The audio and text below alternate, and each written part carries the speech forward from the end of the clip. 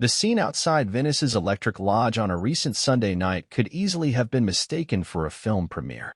There was a red carpet, a swarm of autograph hounds waiting in the parking lot with stacks of laminated photos in hand, and throngs of well-wishers waiting to congratulate a movie star on a performance they had witnessed inside the venue's theater.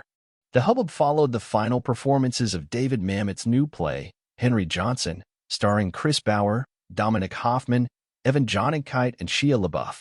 LaBeouf made jaunty rounds in the parking lot, greeting actor Nat Wolff with a "What's up, doggie?"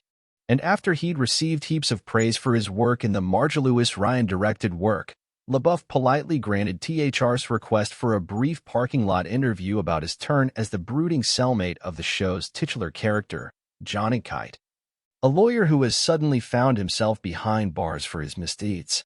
That parking lot, LaBeouf said, has become a pretty fertile little chat station, where he's huddled with A-list peers like Sam Rockwell after they've checked out the production, which was completely sold out during its extended run. He didn't discriminate, either. The night THR attended, LaBeouf gave time and attention to a group of 20-something actors who attended together, giving the impression that they came directly from acting classes. Because it's so close to where I grew up, it's a lot of friends and family in the groups here, so it feels very community theater, like some summer camp shit, says the actor, who has also been supported by the Westside recovery community, members of which have turned out in droves to see the show and support the actor. I got a lot of love in my life and guys I look up to have come through. Guys I've talked to about theater for so long, man. I was such an insecure actor for so long, and it's still there. Theater for a film actor is always like this scary no man's land if you've never done it. So, a lot of the guys that I know who had done it have been involved in my process here. I'm pretty social, so I've asked for tips and shit. It's a bonus of bringing to life the words of Mamet, his favorite writer. I'm not super studied. I'm a street kid, so David Mamet for me is Shakespeare, says the 37-year-old. I never gave a fuck about Shakespeare. I always loved Mamet.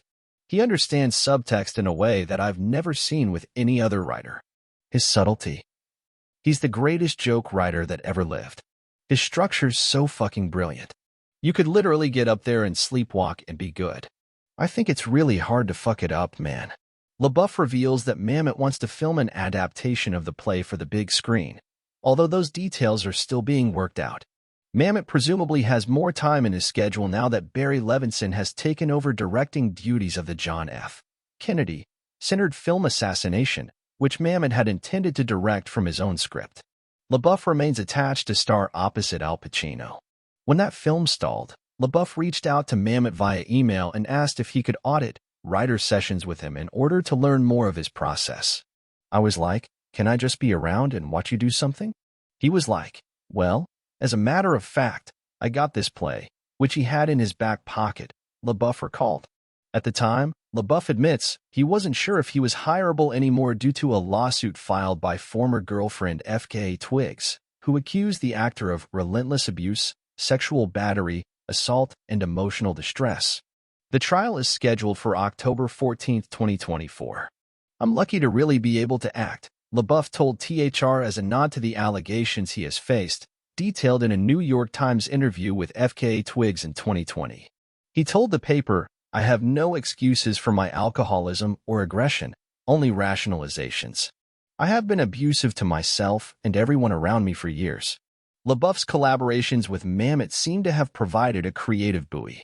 If you spend all your time reading about the way the internet views you, you forget about any love that exists in the world, LaBeouf says. And if you have an obsessive myopic alcoholic mind, it's really easy to write these narratives where you just give up. I got a fault-finding mind, and my outlook already swings negative, so if my life is swinging a little bit negatively, it's really hard to stay afloat, he explained. For both work and mental health reasons, it's cool to be here. But also, it's surprising because I didn't think that I had a squad.